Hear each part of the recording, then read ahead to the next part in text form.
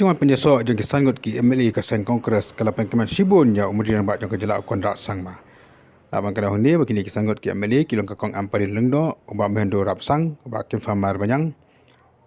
uba meral bonds iem bak kumjuru uba proses di sokmi kila pyniasoh ili It's a bat very kasakar MD. positive day for us because just a few hours before I came here, we had the 5 MLAs from the Congress party who have also just submitted their letter of support to the MDA government,